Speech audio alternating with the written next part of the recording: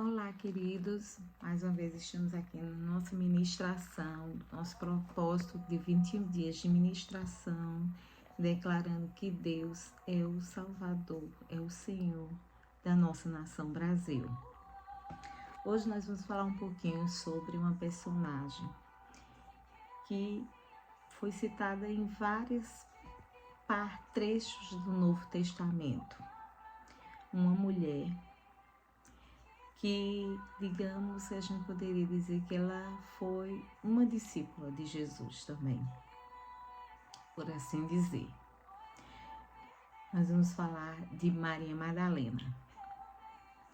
Maria Madalena é uma mulher que nasceu na cidade de Migdal ou Magdala, e por isso ela era conhecida como Maria Madalena ou Maria de Magdala. A cidade dela era uma cidade portuária, era uma cidade próspera, bem rica, que tem até uma citada até em Mateus 15, no versículo 39, onde fala: "E tendo despedido a multidão, entrou no barco e dirigiu-se ao território de Magdala." Então Maria Madalena veio desta cidade e muitos a chamavam de Maria de Magdala. E como essa mulher, ela entra na vida terrena de Cristo.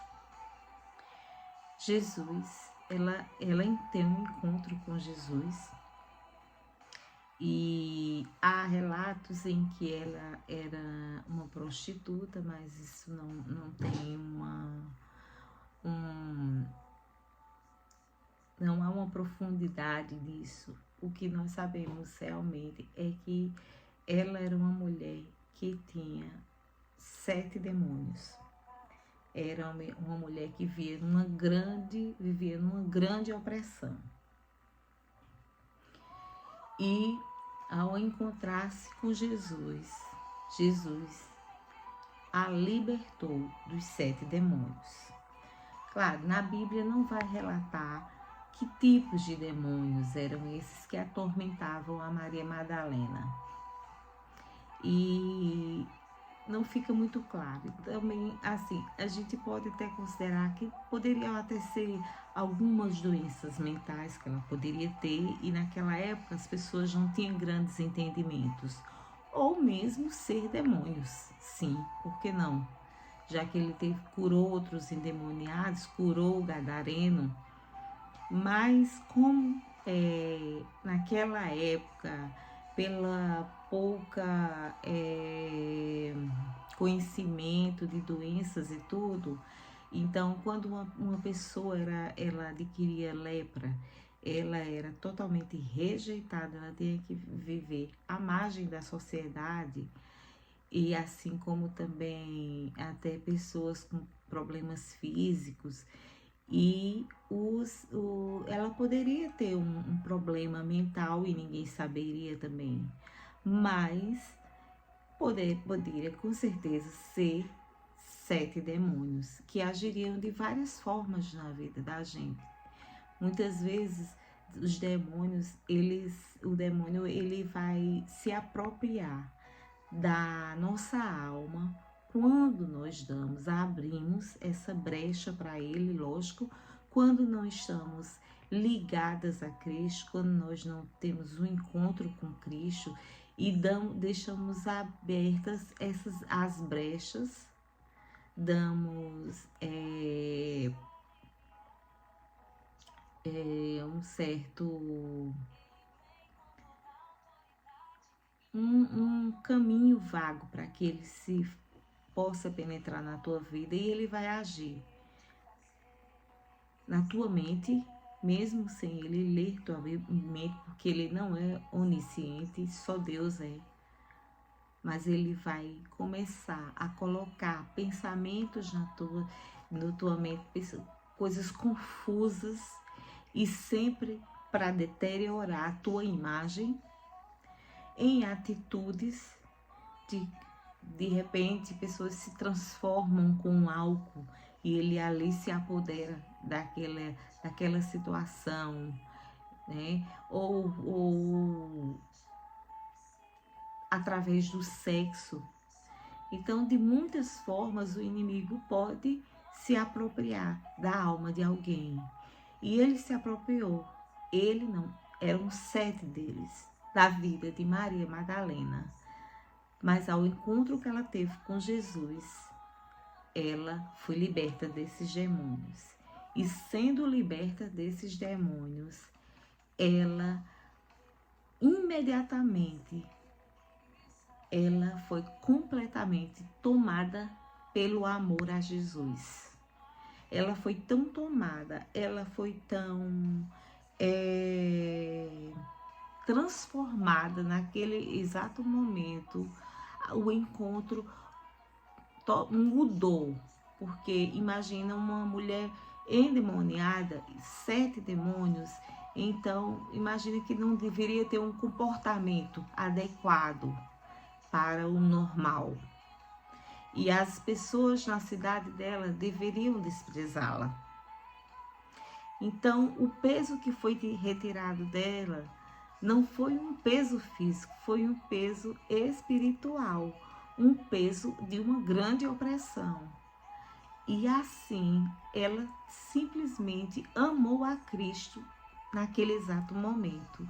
E amou tanto que passou a ser seguidora de Cristo. Há relatos, vários relatos da Bíblia em que falam sobre as mulheres que ajudavam no ministério de Jesus. E Maria Madalena era uma delas. Assim como outras mulheres que Jesus também sarou e que Jesus libertou de demônios, como Joana, como Susana, assim juntando-se a Maria, a mãe de Jesus, e a outras mulheres.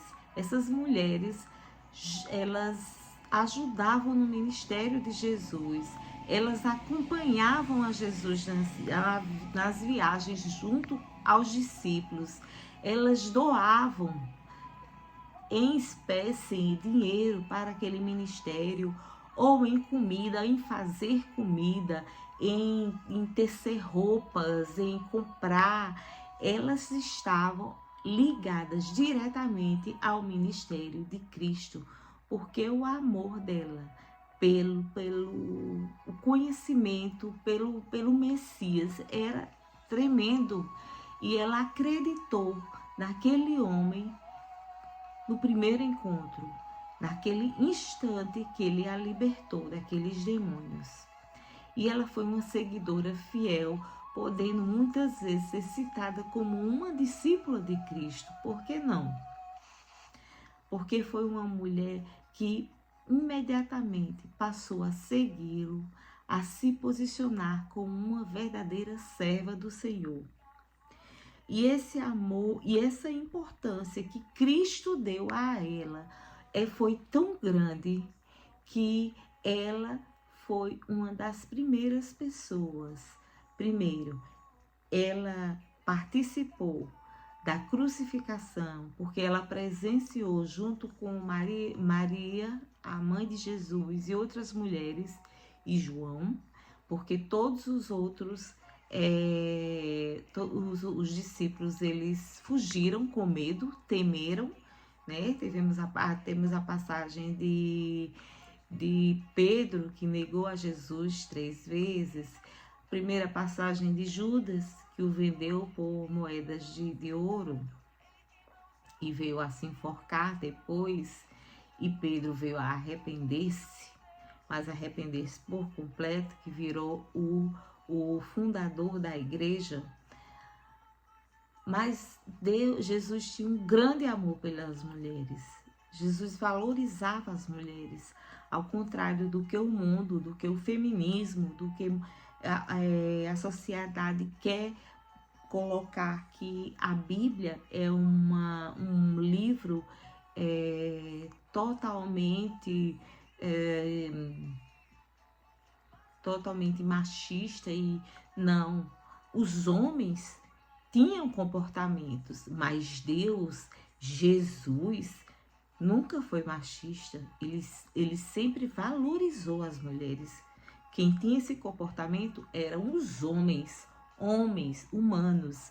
Jesus não. Jesus as tratou com muita importância. Quando Deus criou a Eva, Deus deu a ela o adjetivo de ajudadora, de auxiliadora, e o mesmo adjetivo foi dado ao próprio Deus. Então, só Deus e a mulher foram chamados de auxiliadores. Então, a importância das mulheres para Jesus era imensa, tão imensa, porque ela sofreu junto com a crucificação, elas caminharam, elas foram por todo o percurso em que Jesus foi chicoteado e que houve o julgamento, que Jesus foi crucificado. Em nenhum só momento elas se afastaram de Jesus.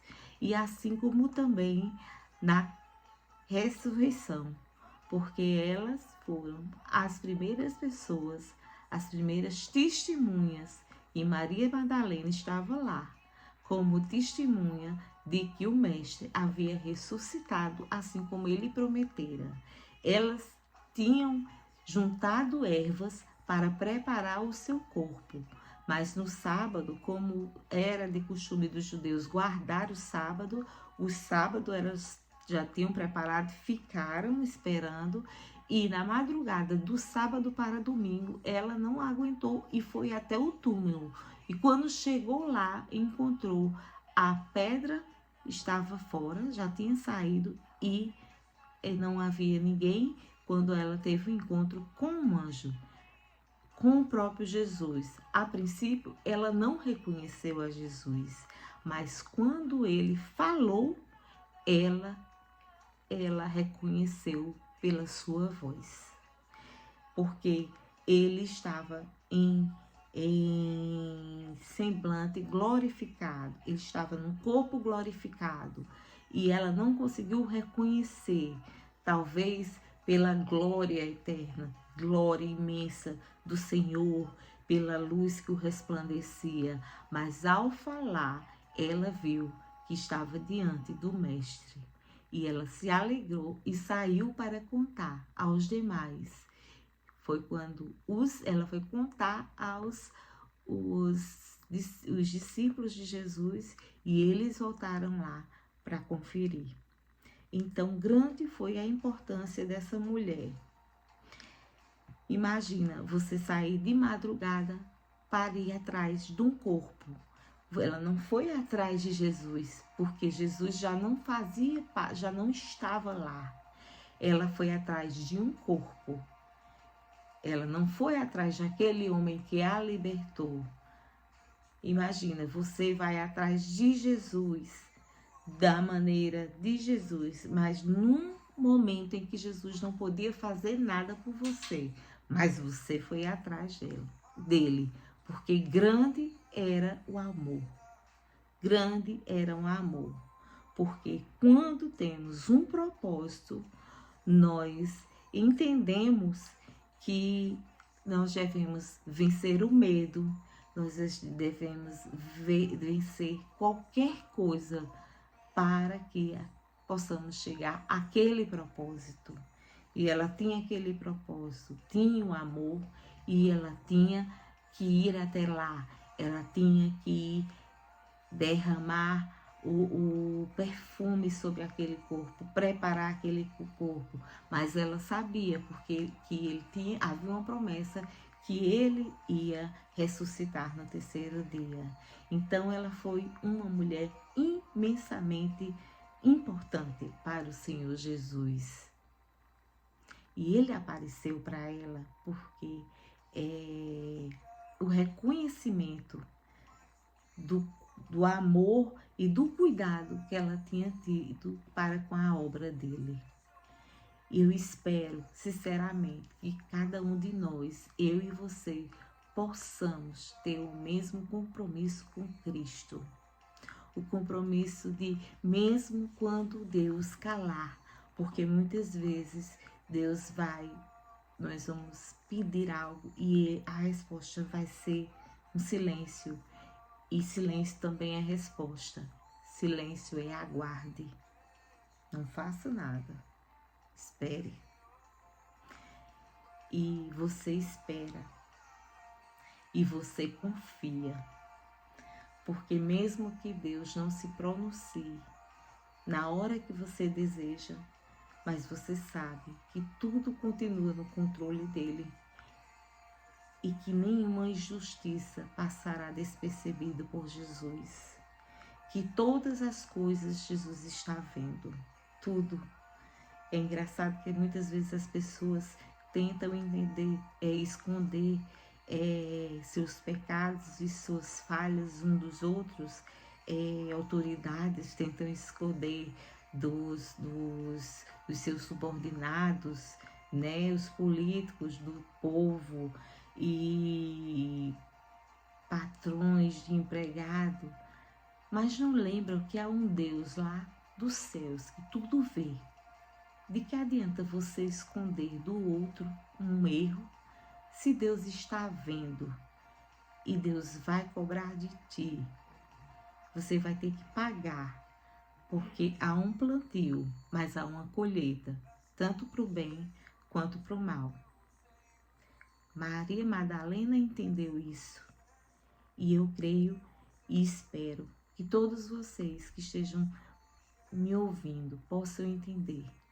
Nós somos dependentes de Cristo, mas nós oramos, nós clamamos, nós suplicamos para que Ele modifique o nosso país, que Ele liberte pessoas de demônios, liberte pessoas dos seus vícios que vêm, que são, entram nas vidas através dos demônios, através de brechas dadas, vícios de álcool, vícios de drogas, vícios do sexo sendo usado da maneira mais terrível, porque quem criou o sexo foi Deus, mas o diabo, ele só copia, então ele usa o sexo da maneira mais promíscua, as pornografias, as pedofilias, prostituição, e que Deus possa transformar aquelas pessoas, os desvios de caráter e tudo que não vem, que não agrada ao Senhor. Que essas pessoas possam ser alcançadas pela misericórdia e pelo amor do Senhor e que entendam que precisam de Deus, precisam de libertação, porque há sempre um dia, uma hora no dia que chega um vazio e que você reflete: o que é que eu estou fazendo, o que é que eu estou ganhando com isso, o que de bom isso está trazendo para a minha vida. Famílias destruídas por traições. A família tem sido, sempre foi e agora mais do que nunca, é um grande alvo do inimigo. Querer destruir família, distorcer o padrão família. Mas eu creio num Deus, creio nas orações dos justos e creio que Deus está escutando essas orações e vai trazer uma libertação para esse país, assim como Ele deu libertação na vida de Maria Madalena. E que seja eu e você a levantar, a não ficar só olhando, mas orar, interceder com fé, confiante, que o único que pode restaurar esse país é Jesus Cristo. Porque um dia Ele morreu numa cruz para nos salvar de uma eternidade de sofrimento para aqueles que o aceitarem. E assim como eu creio nisso, eu creio que Ele é o mesmo Deus, Ele não mudou, e o que Ele fez no passado, Ele faz no presente e fará no futuro. A transformação de vidas, a mudança, a justiça, que o que estiver em oculto venha a ser mostrado, porque nada fica em oculto, e isso está na Bíblia. Nada em oculto, não há nada em oculto que não venha a ser revelado. A Bíblia mesmo diz. E Deus vai fazer tudo isso acontecer. Vamos orar? Pai, nós te pedimos, te agradecemos por mais uma palavra, por mais um exemplo, Senhor, que tu mostras, que tu fostes fiéis naquele que eu busco, Senhor, e que te procuram, porque querem uma vida transformada, uma vida mudada, uma vida onde sejam livres e não escravos dos pecados. Pai, te entregamos o Brasil nas tuas mãos. Pai, confiamos que tu irás fazer o que nenhum homem pode fazer e que haverá muitas surpresas, muitos se surpreenderão com o vento que vai chegar nesse país e mudar tudo, colocar as coisas no lugar, porque eu creio que esse país é teu. Tu tens planos de avivamento, tu tens planos de uma igreja verdadeira, não um falso profetas, uma igreja verdadeira. E assim nós cremos, confiamos e estamos aguardando, porque a justiça vai vir do alto. Te agradecemos por tudo, em nome de Jesus. Amém. Deus abençoe cada um.